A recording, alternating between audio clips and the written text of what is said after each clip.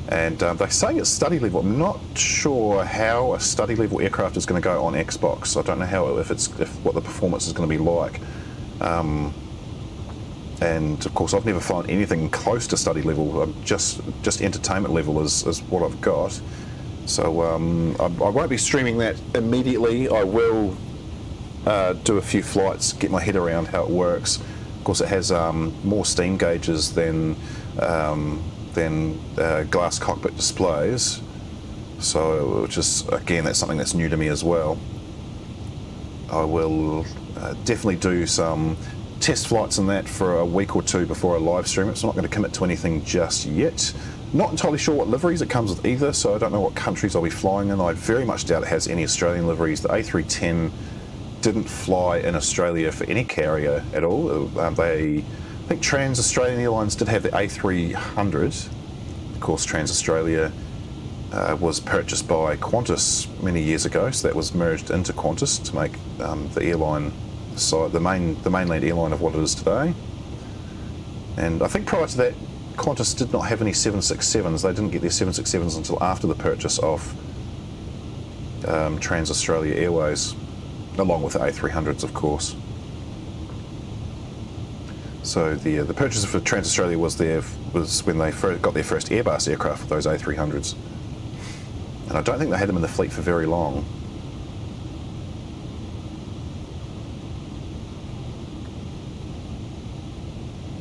I think we can see Longreach on the nav display already. So yes, we're coming up 320 miles away, which is nice. And what's our ETA? Oh no, it's still the same, 2251. So it looks like it's settled on about an hour away.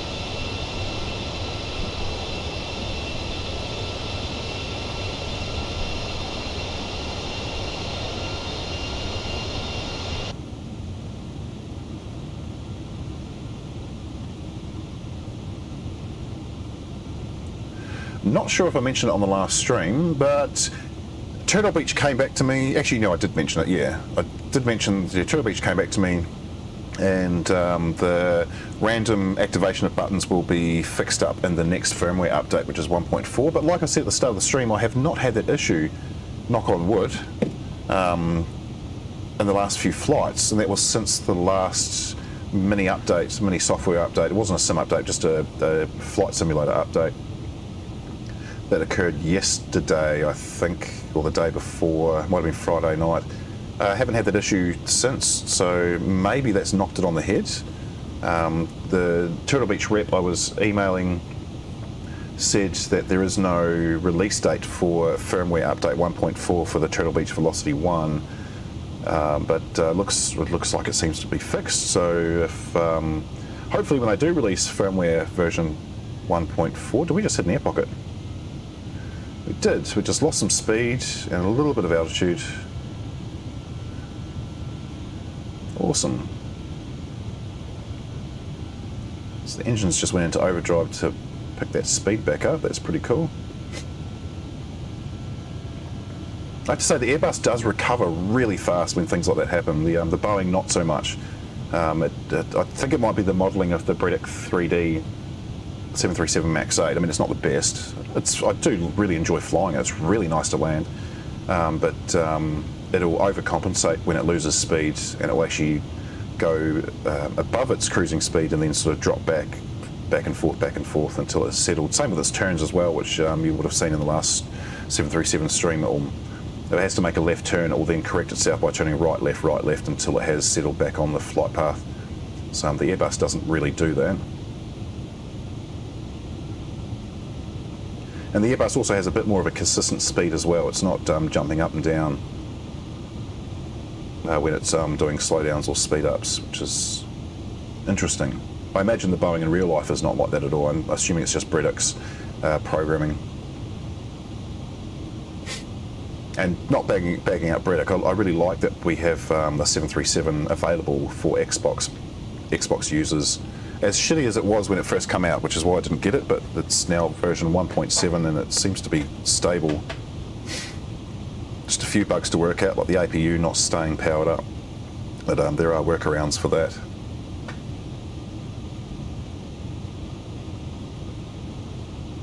I'm just going to do a quick system check to see if I actually did turn everything on.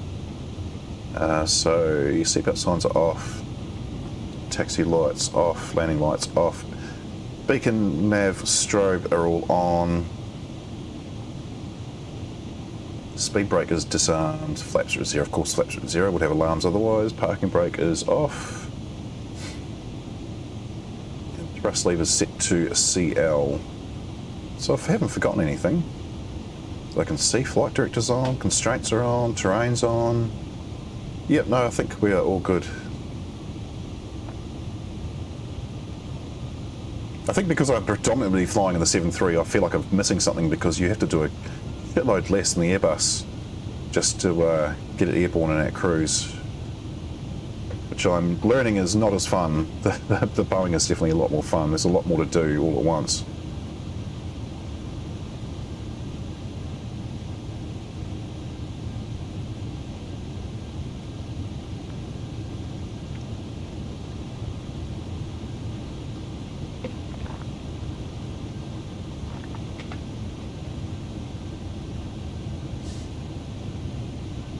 Well, iced coffee number 1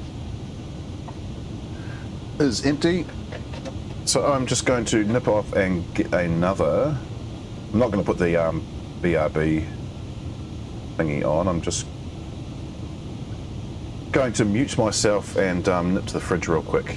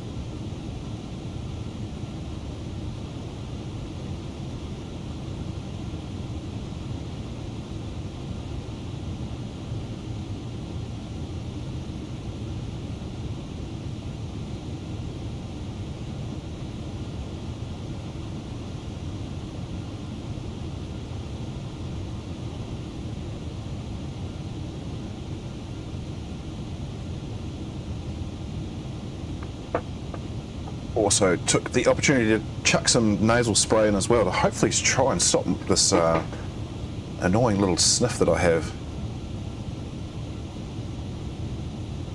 A third time this year I've had a cold, and talking to my mother, who is, well, up until May this year she was a registered nurse, she said no, that's pretty normal for the tail end of the pandemic because we've all locked down and distanced for so long. No one's really had any cold germs to spread around for the last couple of years, which is interesting. She said, so now you'll get a couple of colds through the year and the intensity then will be less and less because you need to build your immune system up. So it made sense to me. And that's exactly what's happened. This is my third time I've had a cold and it is definitely less intense than it was the first one.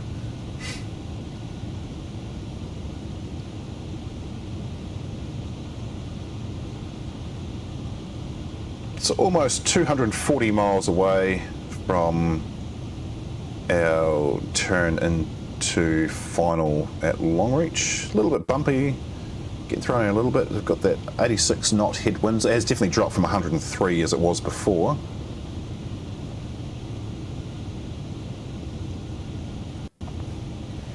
So we might even gain a couple of minutes as we get closer to Longreach. Let's have a quick look at VFR. Nothing around us as predicted. No one for 200 miles. The sky is all ours.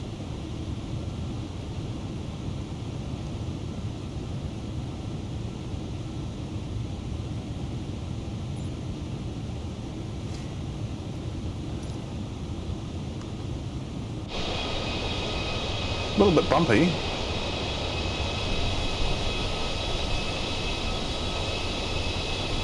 You see that red desert is just starting to come in.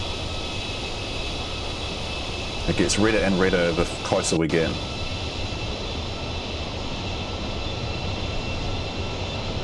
It looks like the cloud sort of dissipates a bit as we head up. Again, I've got no metadata for Longreach. This is all I've got. Just that. I suppose while we're flying, I can go through this app a bit. This app is Metar-TAF from the App Store. In fact, I'll bring it up in the App Store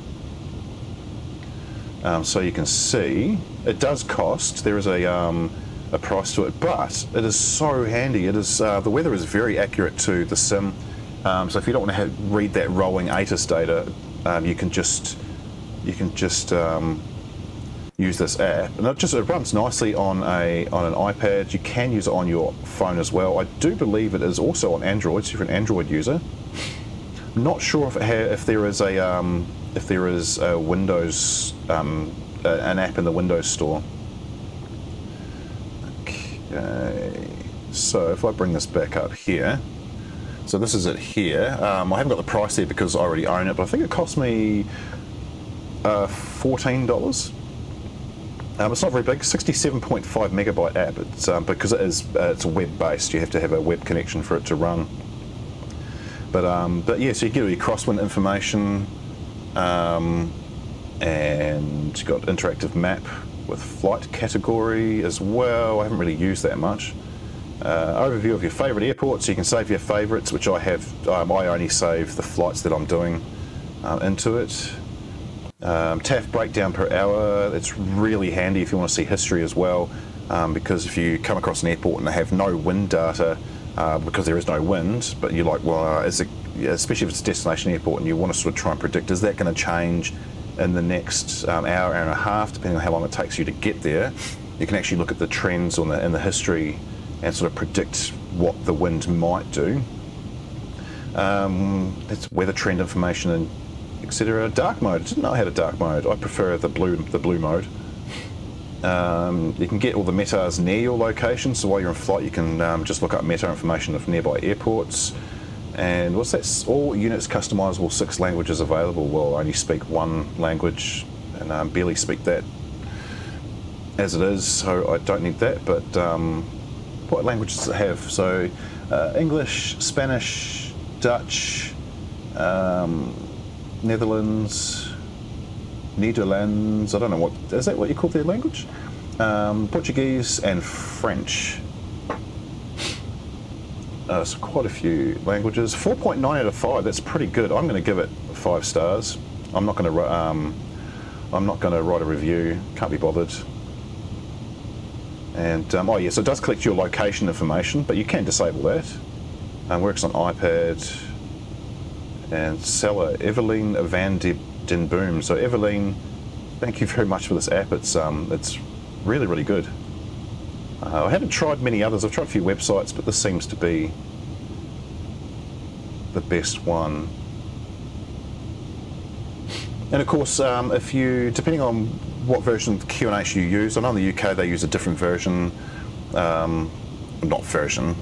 So what am I flying in?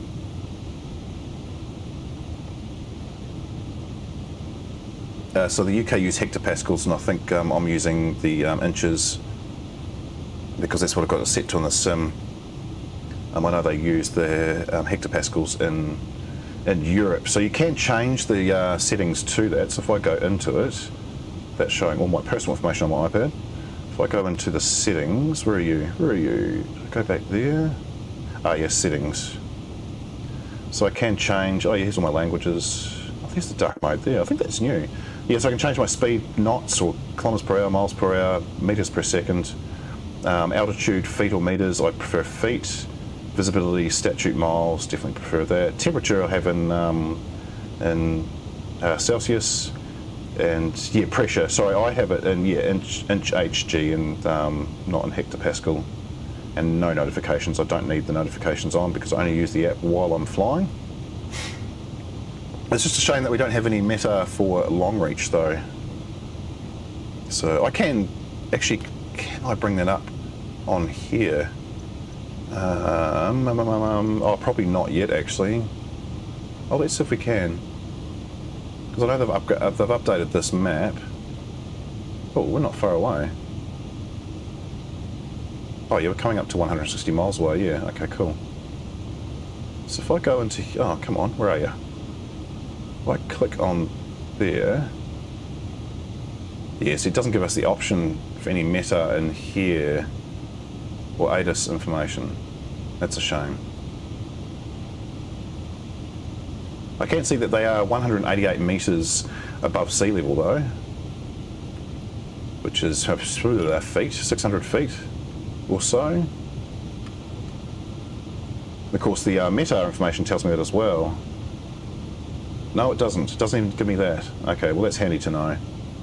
Let's go back to Brisbane, see if it gives us meta there or ATIS.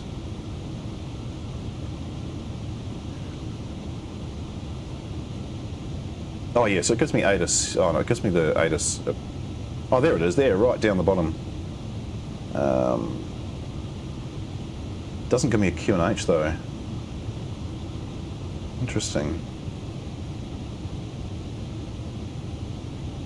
See, cloud is few, 2,500 feet, scattered at 5,000 feet, broken at 13,500 feet. Oh, that's not it. That's not the QNH. Oh, it's in hectopascals, 1019. Is it? I really don't know. No idea. That was a bit of a waste of time. But time we do have, because we are not landing till 22:51, so we have made up. Have we made up time, or is that still the same? No, we've made up 2 minutes. Excellent. How's our fuel? Just under 6 tonnes, so fuel prediction was correct. There's no science to me predicting the fuel. I just do it by time and add on 2 tonne. Just in case I need to do go-arounds or anything like that. Of course, the Turtlebeach thinks otherwise. If I move this panel here, as you can see on the webcam, so I've shown this on stream before, but see my finger is there. You can see a flashing orange light. That is for low fuel, but I have covered it up with a couple of the blank stickers that comes with the Velocity one, because I don't want to see low fuel warning when it's because I have less than 50% in the tanks. And the Turtlebeach considers that to be a low fuel warning, even though an airline would not fill their tanks up to the top for any flight whatsoever unless they absolutely needed to, because the more fuel you have, the more fuel you burn, and the higher cost your flight would be. And oh, good morning, Chris. What part of the flight am I in? I am about halfway to Longreach, so we're at cruise and we are about 170 nautical miles away from destination. So arrival time 22:51, so we do have another about 35 minutes to go until we're on the ground. So that's where we are at with this.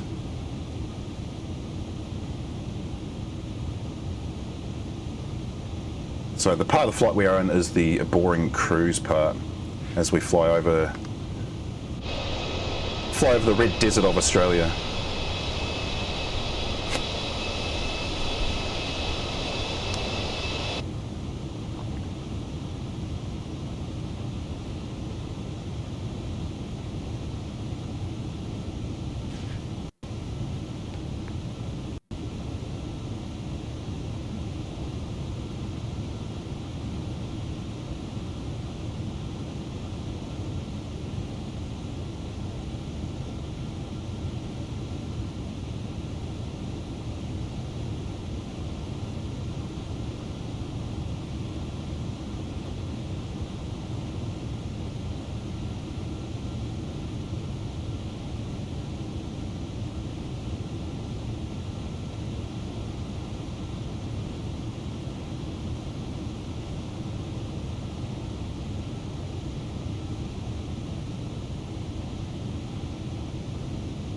So we will start to make our descent fairly soon.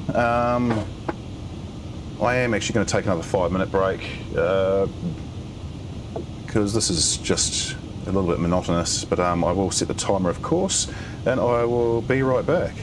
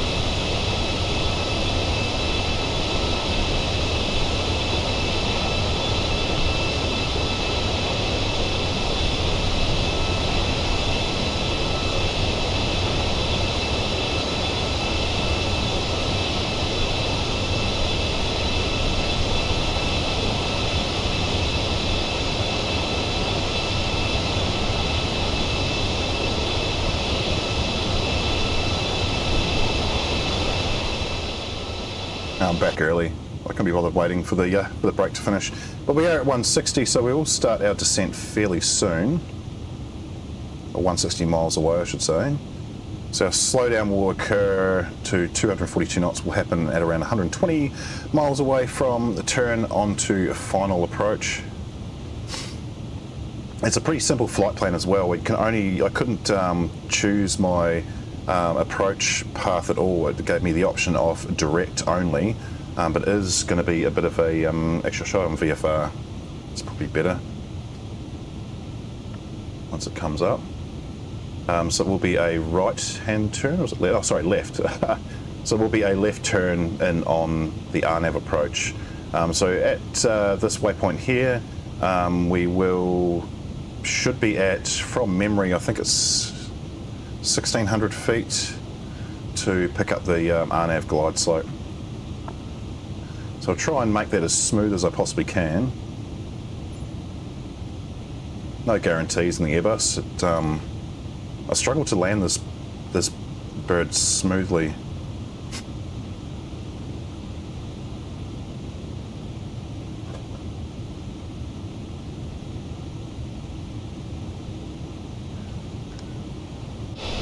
So there it is. That's the red desert of Australia. Not the red centre. We're miles away from that. I think it would take 3 hours to fly to the centre from Brisbane. It's a little over 5.5 hours from Brisbane to the west coast, with those west to east headwinds.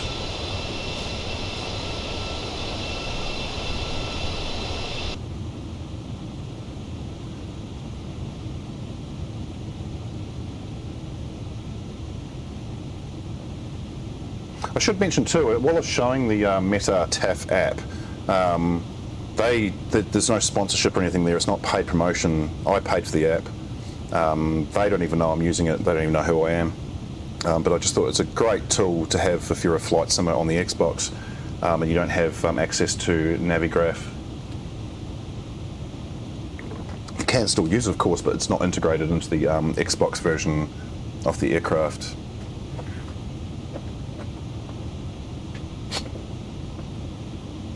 And actually, interesting, we're talking about integration, etc. The A310, they're saying that it will have Navigraph integration. I'm not sure if it will on Xbox, and it comes on EFB. This one does not have an EFB. It has we've got the frame for it, but we don't have one. So hence why I have my own external iPad for that exact reason. Just for weather access, not for anything else. So actually, I really can't wait for that, to see what a study level aircraft on Xbox looks like and how it operates.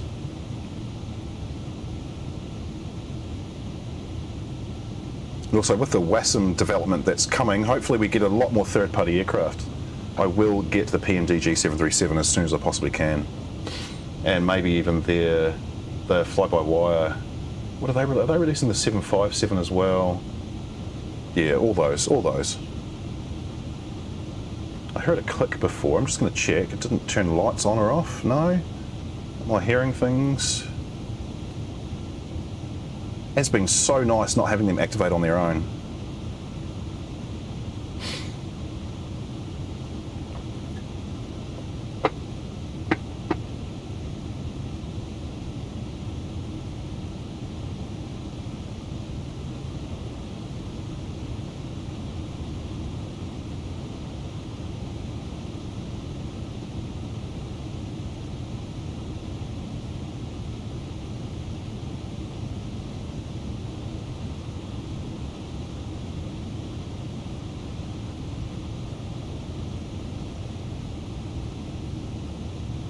Just waiting for our first decel.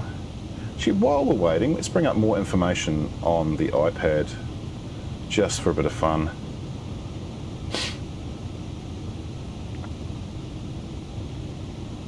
Just to kill some time until we are ready for landing. I'm going to look at my own channel. So this is the AB Neo. Oh, for crying out loud. Why does that keep disconnecting? Oh, because I keep locking the... Oh, I'm an idiot. I keep locking the iPad. That's why. Right, it should be there now. There it is. So this is the AB Neo channel. Not many subscribers at the moment, 6. I'm grateful for all of them. One of them is fairly recent too, so thank you for that. If you do subscribe during a live stream, you will get a notification up on the stream, live on the stream, an alert to say that you've subscribed, and I'll thank you very much, etc. So that's current live streams. If I go to playlists, so we have 2 playlists, live stream replays, so you can watch all my live streams. They will be there for life. so you can watch them all back to your heart's content. And then also at the moment I've got one playlist called Streamed Landings. So this is all the landings that occurred in September. Terrible month for landings, they were all shit. I've called it I failed every streamed landing. I still might edit down the actual live stream replays to just the takeoffs and landings as separate videos, so watch out for that. Not promising anything because editing takes for frickin' ever. But that's what you can find on the channel at the moment. There is an Instagram page as well. I don't really post a lot to it, but you can go ahead and follow that if you really want to. I don't care if you do or don't. The link to that can be found on the channel page also. But if you do want to watch live streams and be notified of them, you do need to subscribe and hit that alert bell. I mean, personally, most of the channels I subscribe to, I don't hit the alert bell. I just keep an eye on the subs list because it's just too many alerts. So if you don't hit the alert bell, I'm indifferent. I don't really care. I'm just doing this for fun. There we go, there's our slowdown to 242, so we'll bring up ATC, and it has already told us to descend, and we're probably going to be told to expedite our descent because it has told us to descend way too early, but we will start that descent now, and I'm going to take us down at minus 1800 feet per minute to begin with. It is going to drop us down to, 2500, that's... yeah, please expedite. Yeah,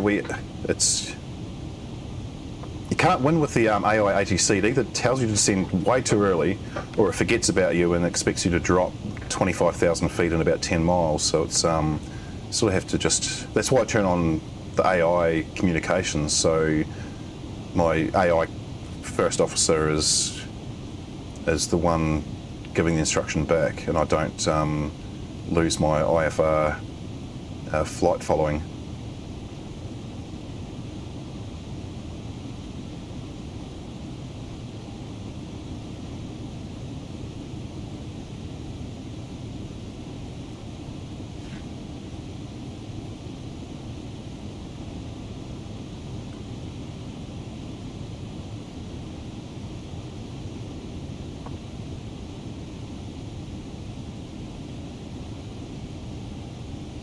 So we want to be at around 27,000 feet at 80 miles away. That would be ideal, maybe a little below that. So we should have a nice continuous descent pretty much all the way into Longreach. And get down to that. Actually, you should be able to see that now. Can barely see it. I'm pretty sure it's 1,600 feet at 5 miles away is where we'll pick up our glide slope on the RNAV.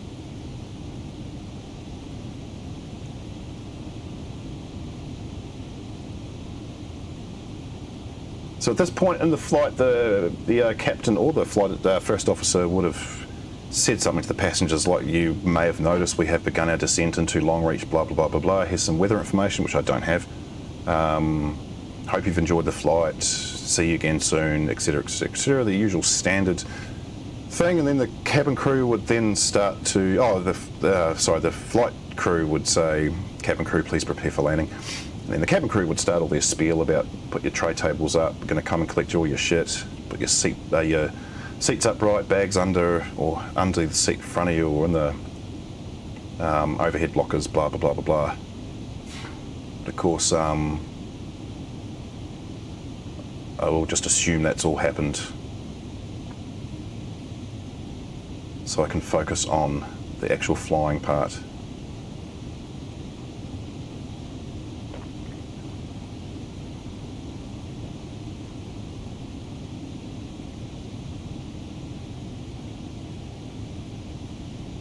So down to 310 already, so we definitely will be below 27,000 feet at 80 miles.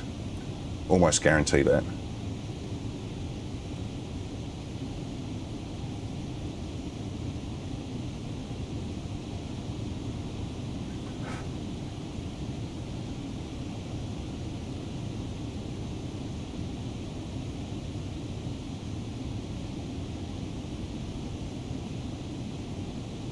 I am going to have to rely on the ATC for my QNH.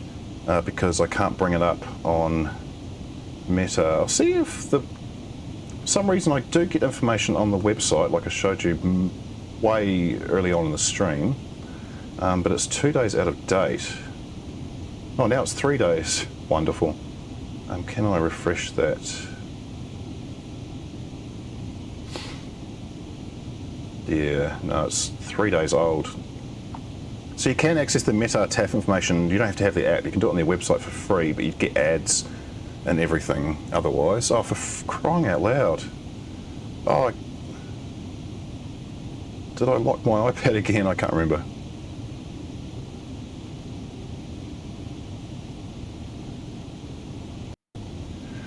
Okay, so this is 3 days ago. 17 to 27 knots. It's definitely not going to be that. So yeah, that information is completely and utterly invalid. So we will just have to go off the of what ATC tells us.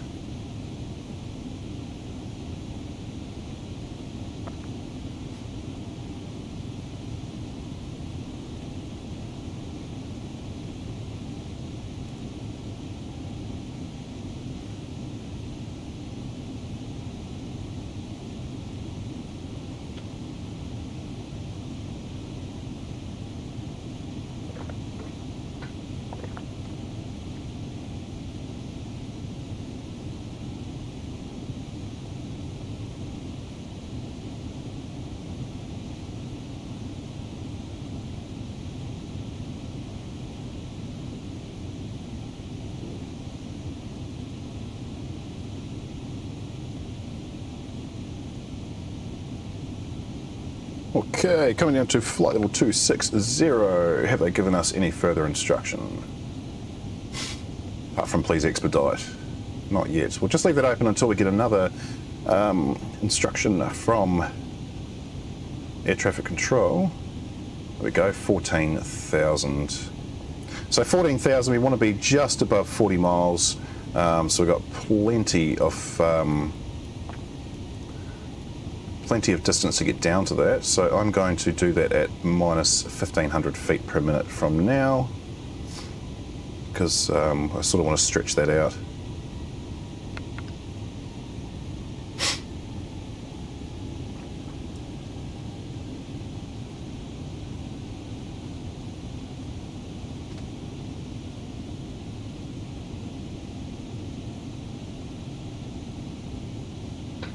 We've barely burnt 1.5 tons of fuel, so that's definitely not accurate whatsoever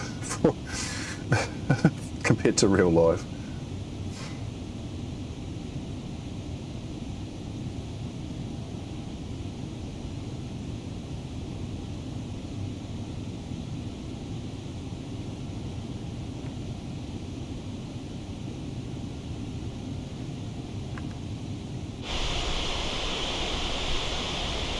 Look at that.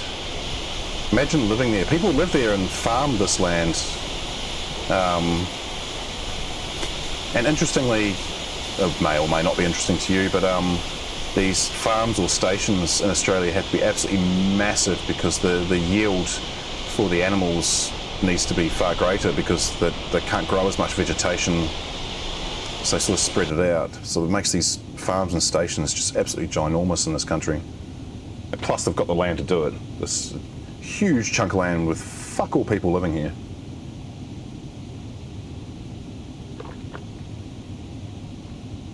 I think it's the least densely populated country on the planet. I'm pretty sure it is. 26 million people in an area this, which is roughly the size of mainland USA, give or take 1,000 square kilometres. And we have less than 1/10 of the population of USA, I should say. So there's no one here. It's empty.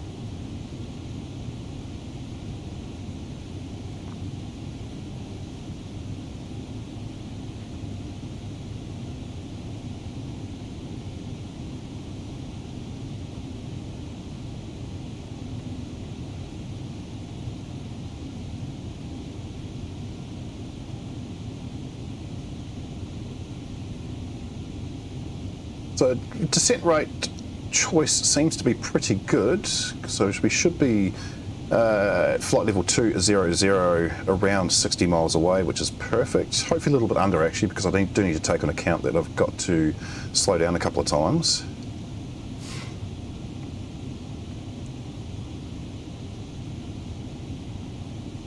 So I will let the flight computer green dot us, which looks like it is 215 knots. And then I will do some manual speed adjustments while we're on final, because between flap 3 and flap 4 it's too much of a variance. I think flap 3 it puts us around 170 and we want to be landing at 140, so it's quite a, like, slow down by 30 knots is quite substantial. So I will manually adjust that down to 160 or 155 before going into flaps full.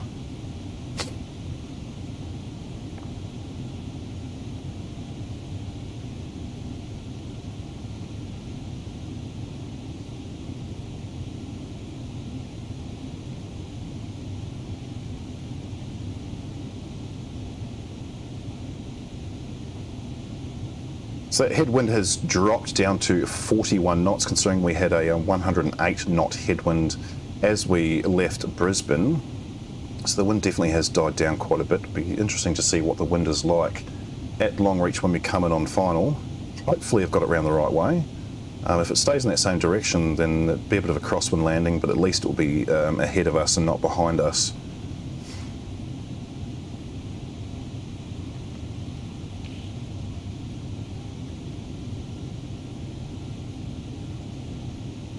So coming below 20,000, I do like to put the seatbelt sign on now.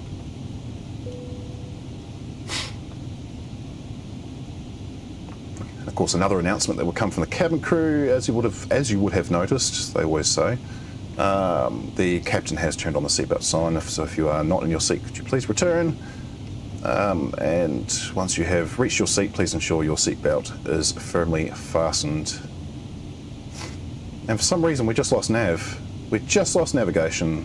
Did we? Or is it coming back? See that line's disappeared? Oh no, there it's back. Just as a note, if you're flying in the game and you see that line disappear, keep an eye on where you vector to, because it'll either come back or it'll start vectoring you directly towards the airport, which is not ideal because we want to come in from this direction and not from this direction, because that's the where the way the runway is lying. So some airports, mainly in Europe, you have to keep an eye on that your navigation doesn't just doesn't disappear. So I'm going to put that into, I'll put that back down to 29902, which is the same as standard, but I'll keep an eye on our QNH, see if it gives us a QNH reading. Is it yet? Oh, it's telling us to descend to 210 already. Have we got a QNH? Oh, it's telling us to go to 4,000.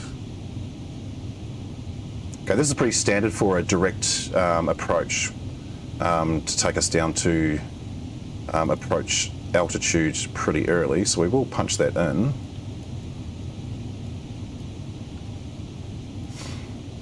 I might actually just drop us down another couple hundred feet per minute, because we are a little bit higher than I would like at this stage of the flight.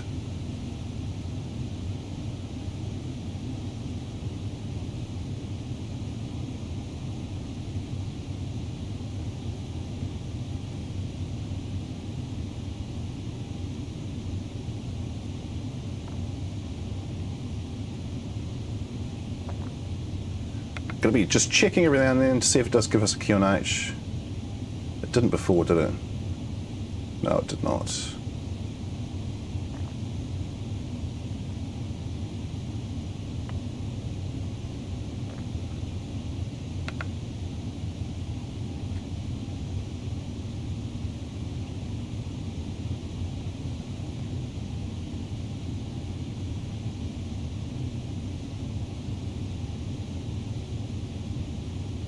$15,000 feet, approximately just over 45 miles away. That's perfect.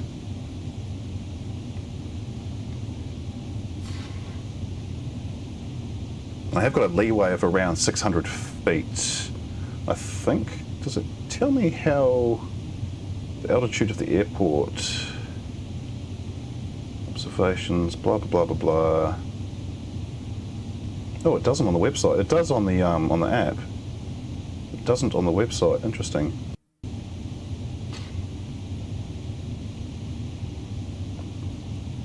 Oh, info. I tap up here.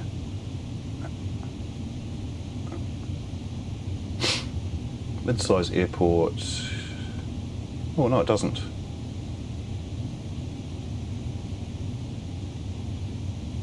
I'm pretty sure it's 600 feet above sea level.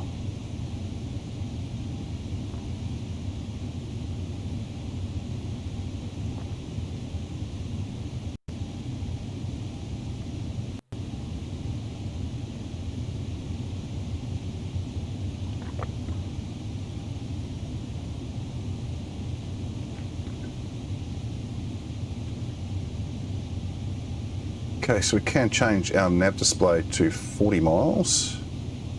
I'll just turn the brightness of that up, it's a bit dark. Well, that's all the way up. It's sort of quite hard to see in the stream, I can see.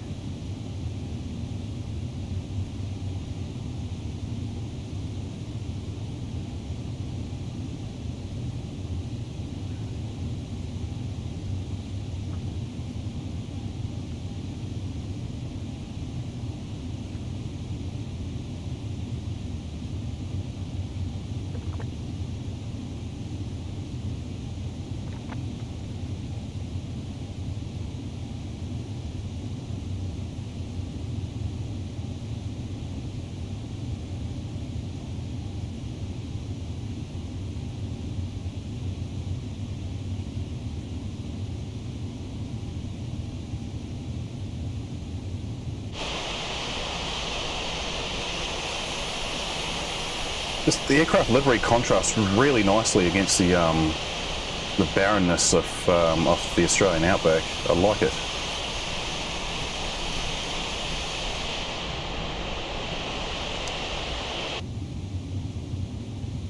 Okay, just above 10,000, so we'll get those landing lights on now.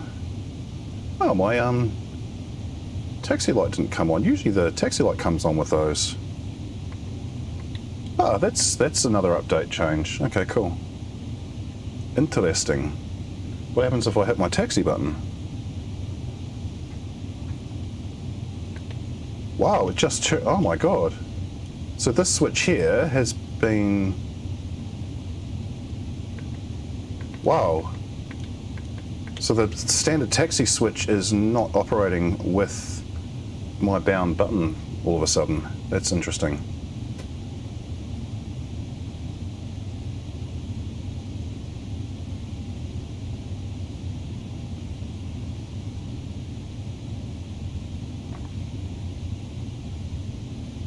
Surely they're giving us a QNH now. 30.04, perfect. So I'll punch that in. Actually, it's not far off what it was 3 days ago, so I could have used that. Cool. Just check if there's anyone else around. Oh, there was someone behind us. Did we over... Oh, no, they're at an airport.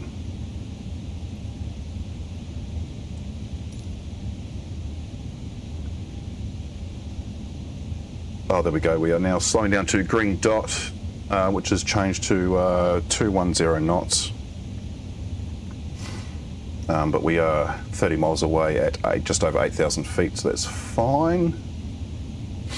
Start putting flaps out just before 10 miles prior to turn onto a final approach. There's one thing I love about the Airbus.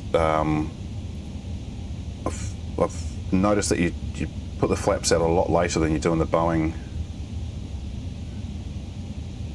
Well, and that's how I fly. I don't know how accurate that is, that's just how I fly it. So we probably can slow our descent down a bit actually, because we are descending quite rapidly. So I'm going to change that to 15 for now.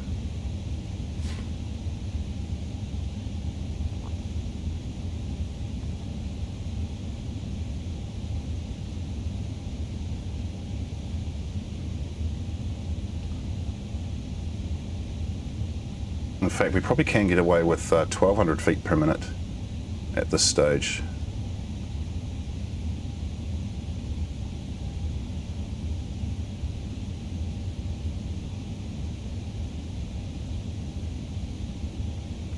Let's change the scope out to 20 miles. So when this here is just before 10 miles away, we'll start putting flaps out.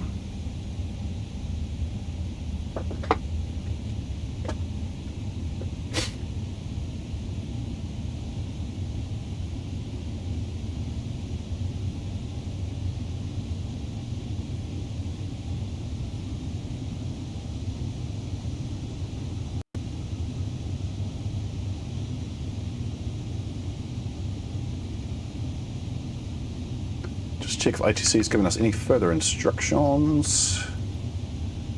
Still as planned.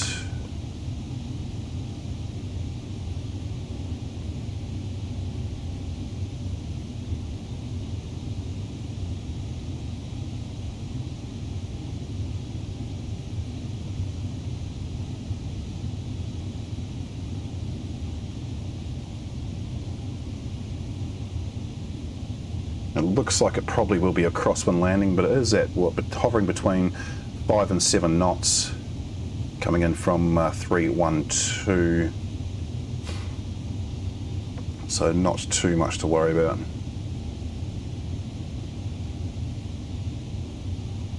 Okay, so I'm going to go flaps to 1 now. Our altitude's pretty good, but when we're a little bit lower than we could be. In fact, let's raise the nose, drop down at 1,000 feet per minute.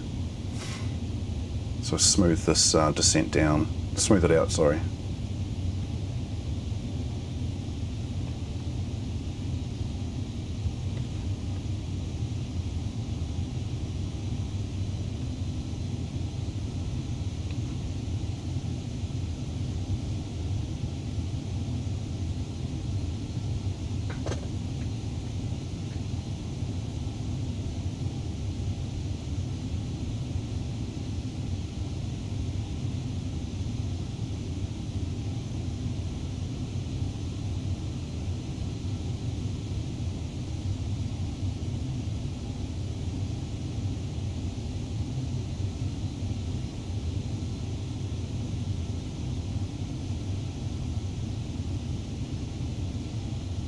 Rain is just showing up on the navigation display now.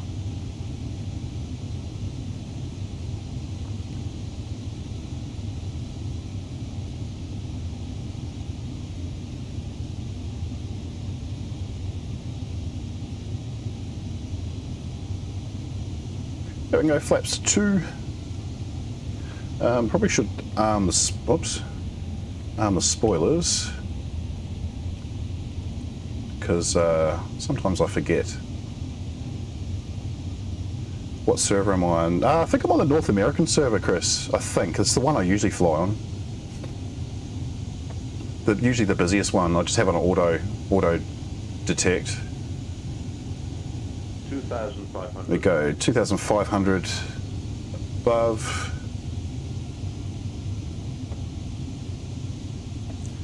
So they should have given me, I might have landing clearance already. No, not quite yet. QNH still 30.04.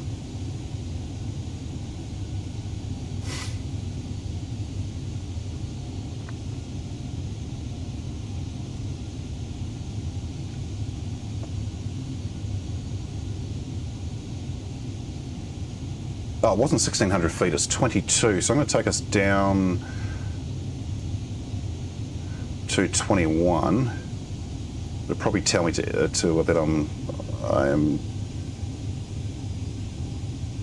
200 feet below my altitude. I don't care. I'm going to go flaps 3, and I'm going to change my speed manually to 160 knots.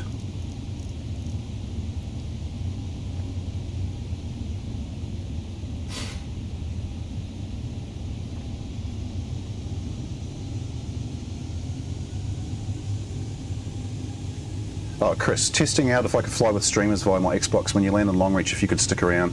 and want to test out if you could see me. Yeah, sure, man, definitely. I'll be in Longreach for a little while because I'm going to be doing a bit of a fly around the Qantas Founders Museum anyway. So yeah, that is no problem at all, man.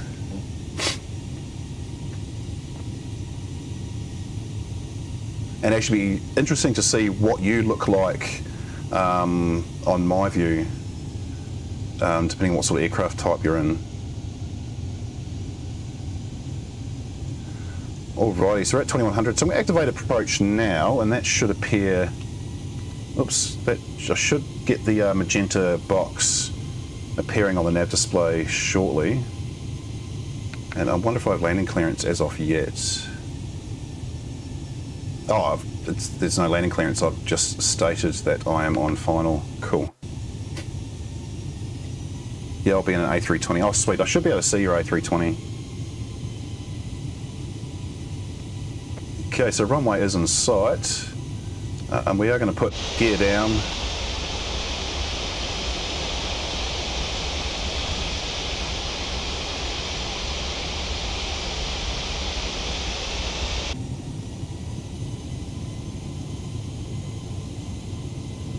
And bugger, just as I thought it could happen, we do have a wind coming slightly from behind us, which is not ideal for landing. We should have in front of us. Airport code is YLRE. Or Yankee Lima, I forget what R is. Yankee Lima something Echo.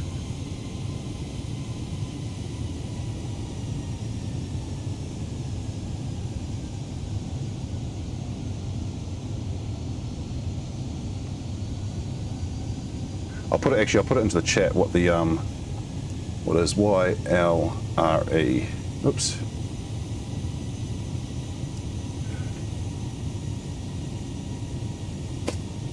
Oh, there we go. There's our approach. Sorry, I was busy looking at the chat. We want to go into our approach view.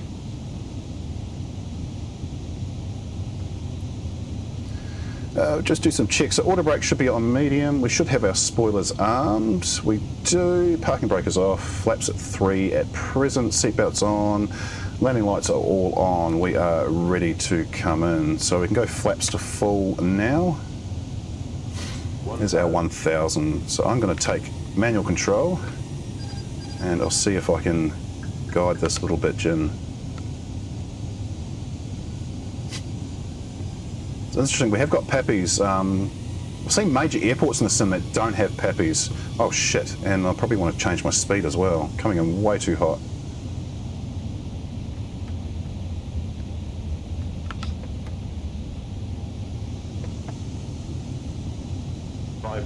And continue. A little too far off to the side. Let's get over. 400. Coming in too low.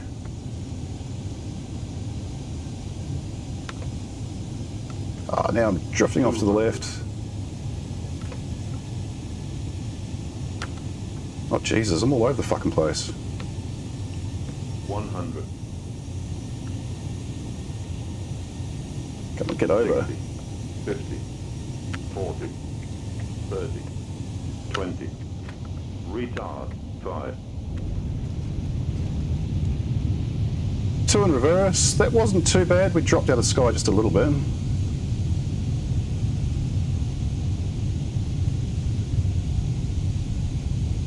Down to 60 knots.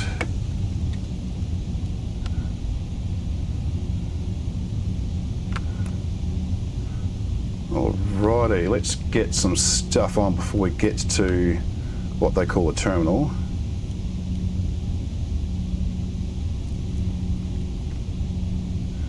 Still doing 40, so I might just slow it down just a little bit. There's no point putting ATC on because there's no ATC here. Oh, I didn't put my go around altitude in.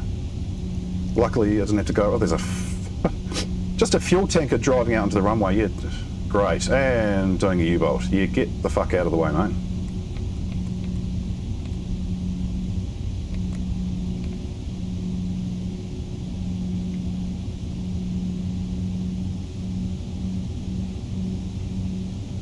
Okay, and we'll taxi in. There's the Qantas Founders Museum over there, which we will do a bit of a drone flyby.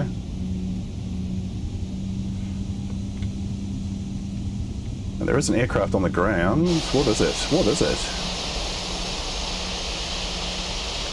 Good.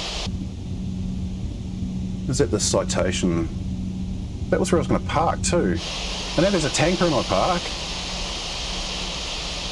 Oh well, looks like we're going to be taking out a tanker. Get out of the way, mate. No.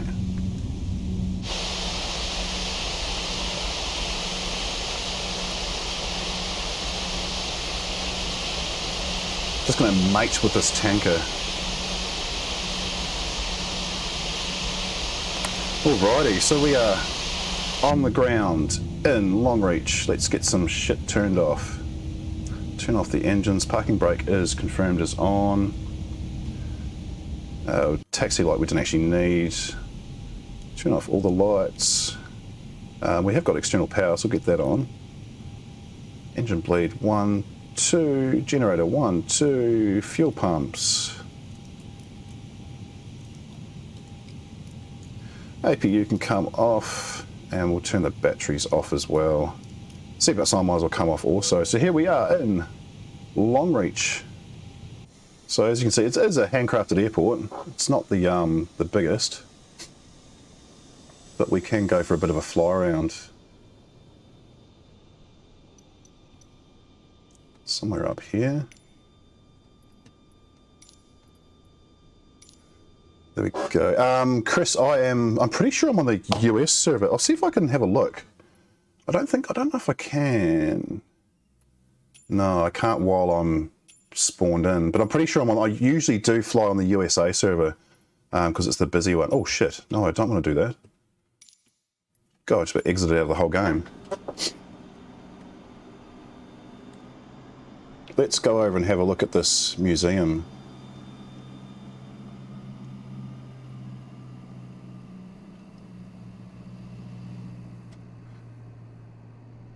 So this is the Qantas Founders Museum as it is in the game. I think it's a little more basic to what it is in real life.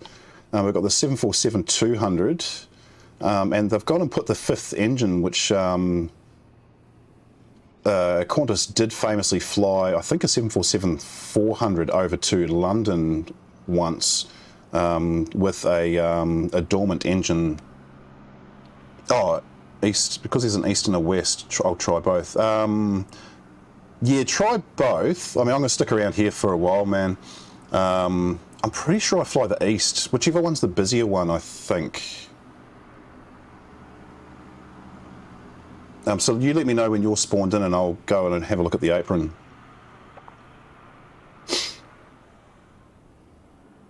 I mean, I generally invite people to come and fly with me on stream. You'd think I would know what server I'm on. That's my bad.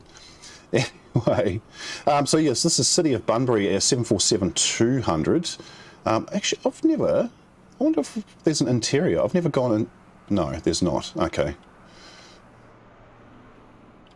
But yeah, what was I saying? Yeah, so they flew a 747, I'm pretty sure 400 with a 5th engine strapped under the wing to get it from Sydney to London, so they could fit it to an aircraft that they had stranded there with engine problems.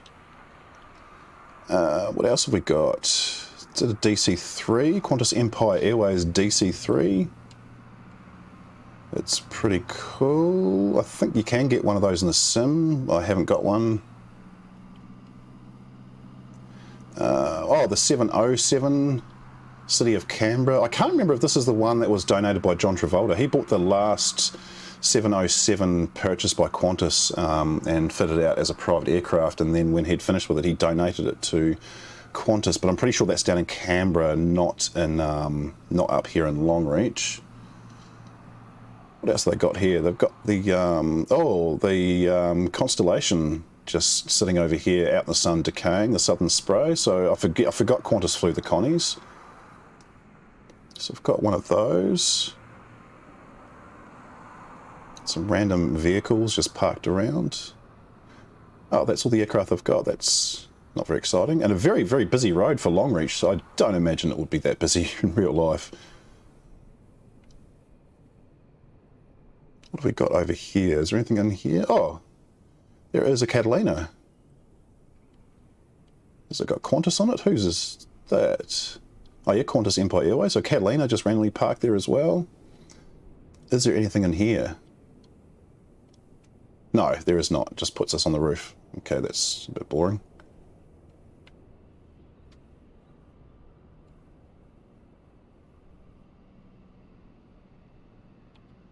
There's an aircraft, static aircraft sitting on there with its propellers going. Can we... No, you can't look inside that either. Ah, this has been a little bit unexciting. But we can go into the actual terminal. Oh, what? Can we not? Come on. No, we can't. Oh, that's disappointing. I don't think it will work because I can't even see the Qantas 747, etc. Oh, Chris, if you don't have the Australian update installed, you won't be able to see Longreach as I can see it. Because yeah, this came with when they did the, what do they call it? You know how they do the world updates. This came with the Australian one, I think shortly after Sim Update 7. So yeah, if you don't have that installed, then you won't be able to see anything that I'm seeing right now. And it probably won't show my aircraft or you know, the static citation right there, or the museum over there.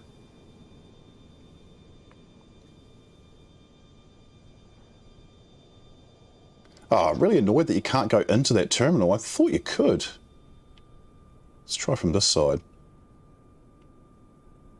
Now, I haven't been to Longreach, so I have no idea if this is how accurate this is. Oh, that sucks that you can't go in there. Let me download it and try. Sorry for taking so long. No, it's all good. I'll stay online. It's Sunday morning. I don't know where you are, but it's Sunday morning where I am. I've got nothing else to do.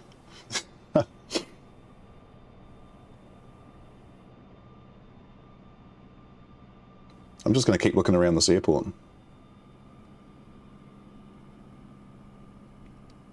It's a big random sort of car park-ish. Oh no, that's part of the apron. Oh, there's lights here, so you could actually do night flights into this airport. It's interesting.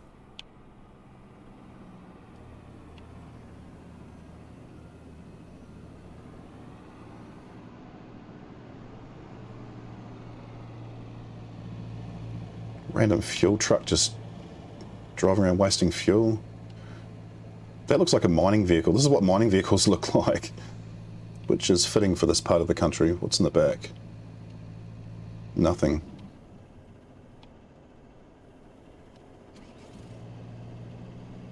And like a little Citroen van thingy.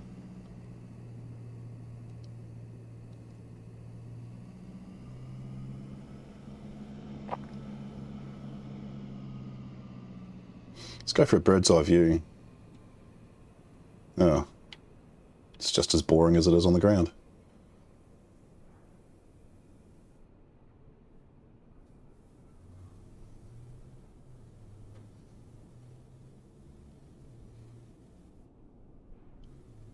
Chris, I have to go, but I'll try another time. No worries, man. I'm streaming again on Thursday evening and then next Sunday as well. No problems at all.